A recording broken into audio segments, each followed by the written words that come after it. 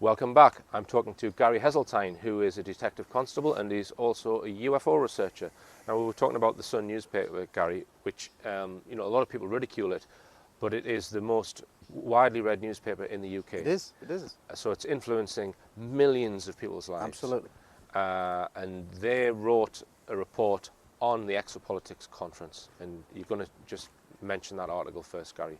Okay, well, interestingly enough, whilst we were at the conference over the 3 days, and I'll just pad it out and say that over 3 days there were lectures that were basically going on from 9 in the morning and sometimes till 10 at night. So we had a lot of major speakers from all over the world, many of them giving up-to-date analysis of the latest and best UFO evidence. So in that context, you have a major UFO conference. It's actually the largest UFO conference in Britain and probably Europe. So this is the gravity of what's there, and some of the world's top experts are there. We had a Sun reporter there, I think, over 2 of the 3 days. And in fact, I spoke to the lady who wrote the article and did probably about a 40-minute interview with her. Really? I mean, Anthony asked me if I wanted to be interviewed, and I just said, no, thank you, not the Sun. No. Well, I take the opposite view, right. That I know that the subject will be trivialised, because that's the way the media treat it, but we have to try in our own way to give them the time to prove that they will trivialise it. Right.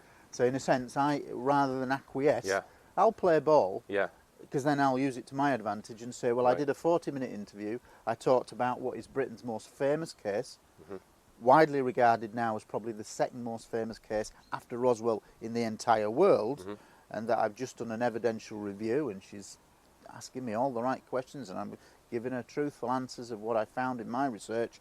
And you would think that that may form some part of the article if she's doing her journalistic job properly, because you're there to talk about, and she's there presumably to get a story of what you would think about the best and most balanced reporting of a UFO event, the largest UFO event in Europe, certainly in Britain, for this year. But what did we find? After the 3 days, there certainly was an article near the front of the newspaper. I think it was on page 20, and I have the article here with me now. But it's always been my contention that not just the Sun, but all major newspapers, if they can, will try to dumb down this subject. Now, to put this into context, when we read the article, you would think there may be kind of a summary, a little précis of all of the lecture speakers, or even a handful of them. But realistically, we don't. What we end up with, a headline of World Powers Will Fake Alien Invasion at the Olympics Closing Ceremony to Keep Us Living in Fear, and a picture of Ian Crane, a well-known and prominent speaker, who did an excellent lecture there. There's no real talk about his evidence to back why he says that is. Of the 40 minutes that I did with the lady, I get one reference, and I'll quote you the reference that I get, and I think it says, there were many people there, and one of them was actually a serving police officer.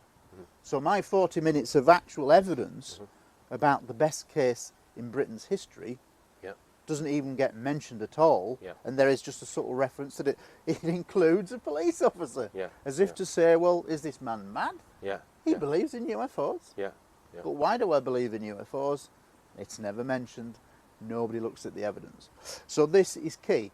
We had an abductee there called Brigitte Grant, who has come forward after many years to reveal her case and what happened to her. And this is a very emotive field, especially for the media. But because she'd been a page 3 model, she is then really the emphasis of the story. It doesn't talk to her about abductions, it's really the fact that she's an ex-page 3 model. And again, it strikes me that this is not what I would call good investigative reporting. It's dumbing down. They're not reporting on what the people are saying, the evidence that they're presenting.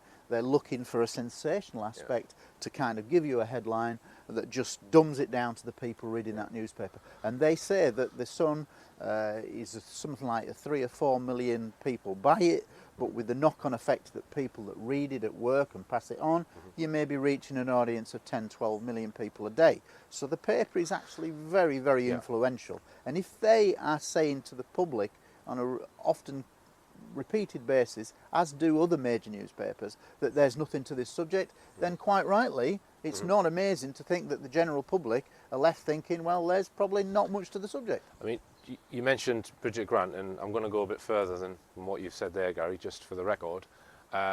Bridget Grant, for me, it's not the best abduction case. I've seen the evidence in it.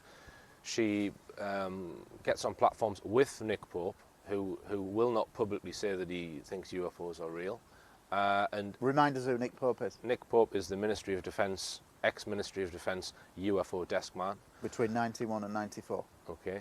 And for me, she's there.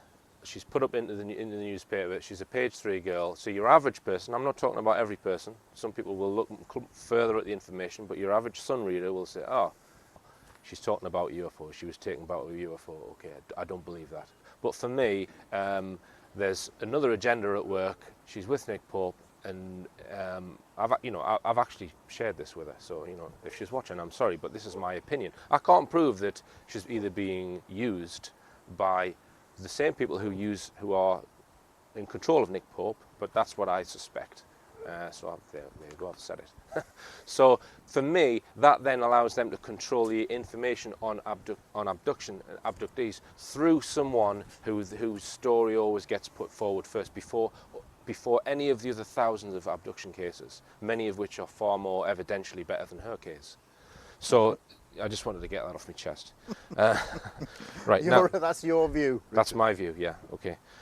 Now, okay, so there was another piece in the Sun, Gary, that said that Nick Pope had his own little piece in that article, didn't he? Because yes. It was written by a Sun journalist, but he added a little. I think it was Nick Pope's influence that got the Sun interested in writing the article and getting the reporter down. Yeah. Obviously, that's good that Nick can organise that through his media contacts, and I would argue that he's not in control of what the actual journalist says. So we have to thank him to get in the national newspapers to take interest. Right. And we can draw an inference that I think that the Sun didn't do a very good job of reporting it. Yeah. But there is something that I do want to say in relation to Nick Pope, because he is in the latter part of the article with a comment, which I found actually very disturbing. And I'll just read it. It's only a short paragraph. Yep. Can I read it? Yep, sure. Right. Yep. Now, Nick Pope comes on at the end, and this is what he wrote, and this is word for word what he wrote at the end of the Sun article that was printed on Monday the 8th of August.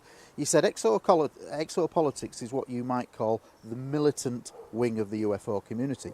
These guys, brackets, and it's mostly guys, not only believe we are being visited by aliens, but think the government is covering up the truth. That makes them angry. A show of hands revealed that everyone in the room, apart from me, thought that 9/11 and 7/7 bombings were an inside job, perhaps as part of a plan to bring about some new world order. In the run-up to the 10th anniversary of the most deadly terrorist atrocity of all, and I will just paraphrase, he's referring to 9/11 obviously, I think the UFO lobby is playing a dangerous game. Well, when I read that, and I've met Nick Pope and shared many a platform with him, I was actually staggered by his comments, because he actively speaks at all of these conferences, as he did with Bridget Grant, who is an abductee, and it strikes me that Nick Pope has been in a very unique position for many, many years, and I'm not saying something I've not said to him privately and publicly, that because he ran the UFO desk between 1991 and 1994, he has a unique background as a political public servant, and was for many, over 20 years until he retired. But the point is that he's a trained politician, as all government people are, and that's what he did. And he speaks with a still very politically, very correct, very balanced view, which is not bad. However, on many occasions, he's speaking at UFO conferences with people that are clearly UFO believers because they've looked at the evidence. And I have talked privately with him, and he believes that UFOs are real and extraterrestrial. But whenever he is interviewed by the national media, or in national documentaries, in major documentaries, or in national TV, he will never publicly go on the record and say, I believe UFOs are real. Now, I feel that that's a bit of an odd and a kind of a counterbalance. Now, for somebody that speaks at all of these conferences, I have never heard him say that we're a militant wing. Because if he's, because indirectly, if he's speaking at all the conferences that I speak at, then he's obviously a part of that militant wing. But is he? He's saying he isn't. Well, I've never thought of myself as a militant in any way at all.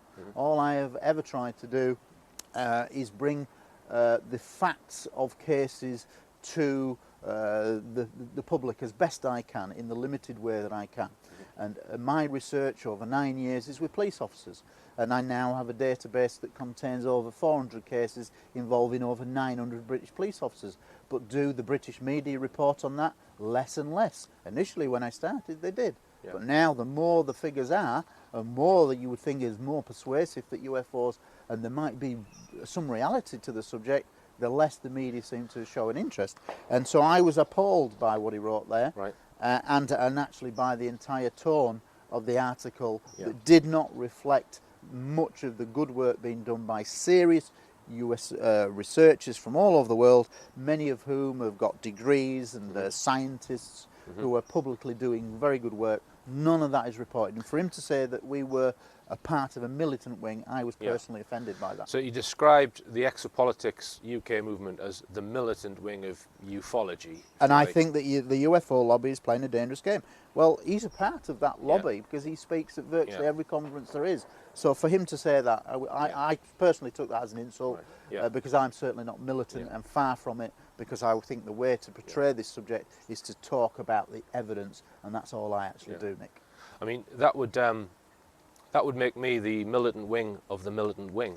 It would, it would. And I think this is probably a good time to just mention the fact that at the end of the EXO conference at Leeds, we went to a question and answer session for all of the speakers, and the public who were the audience were allowed to ask so many questions and in the short time that remained. And a question was put to Nick that said, Nick, why do you think the UFO, the MOD closed the UFO desk in late 2009? And he gave an answer that basically said it was a cost-cutting exercise, and basically after 30 years there'd been no evidence to say there'd been anything of defence significance, etc. And to my mind, in fact, many researchers there wanted to really come back on that and what we thought was the real reason why, but unfortunately there wasn't the time. Now, if you'll allow me, can I just give you a brief summary as to why I think the MOD... Why do you think the MOD closed its UFO desk? Because it was being swamped with FOI requests, freedom of information requests, that many people were asking about UFOs. And I honestly believe that over the many, probably 40, 50 years that the UFOs had a reporting facility, and indirectly, if you examine the evidence of what they actually did, it was minimally staffed, and there was very little investigation done. And so to me, it was a public front. And the real reason why the MOD pulled the plug on it is not cost-cutting. They said that, say, £55,000. Well, that's a spit in the big scheme of politics. It was about the fact that the FOI scheme that had been brought in for the general public as a whole to ask questions of the MOD was getting swamped with increasingly more and more numbers of UFO requests, and it was becoming a thorn in their side. And it's quite clearly an effort to move the problem in the same way that Project Blue Book became a hindrance to the US Air Force, and they sought a way to stop it. And if you look at this and examine the evidence, they were able to stop Project Blue Book by hiring the Condon Committee to do a report, which is a very flawed piece of research, widely condemned by all serious researchers. And on the strength of the negative report that the Condon Committee came up with, it was then a reason to close the desk. And it's a similar kind of issue here, I believe. More and more people were writing in, swamping the MOD researchers with requests for UFO information.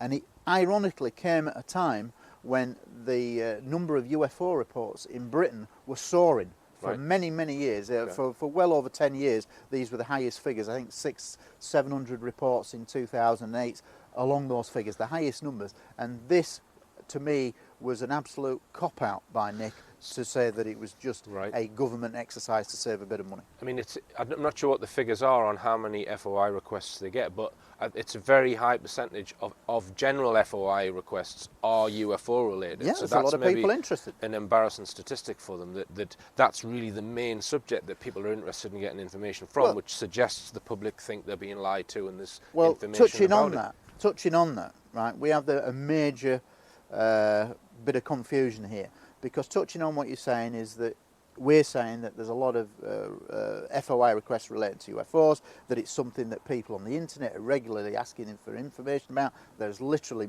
thousands and thousands of UFO websites.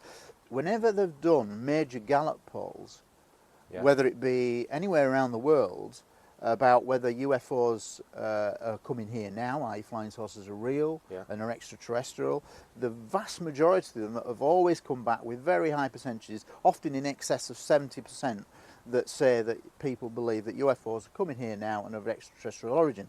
Now we have a major problem because that's not reflected in the way the media deal with the subject. It's trivialised in the subject. Certainly in certain countries, certainly in the US, certainly in England, we've always followed America's lead. But if you go to South America, the Brazilian military are working with the Brazilian UFO researchers, and they are releasing their best reports that are concluding time after time after time. Air Force studies, UFOs, extraterrestrial in origin. This is not reported in the media, and this is classically showing this imbalance between what the real perceptions of the public are and what you are being told through the media, whether it be newspaper, radio or TV, documentary. You are led to believe that there is very little substance to this subject. And reality is, if there was ever a proper open embargo to lift the veil, and let's just concentrate on the best evidence, get rid of the stuff that we can disprove that's not relevant, and just concentrate on the best evidence, which is what I try to do, the best evidence, and inform the public would be amazed at just what is out there. Right. All right, and Gary, well, we're going to go for another break now, and we're going to discuss your own cases, which is the PRUFO's police database. The PRUFO's Police UFO database, after this break.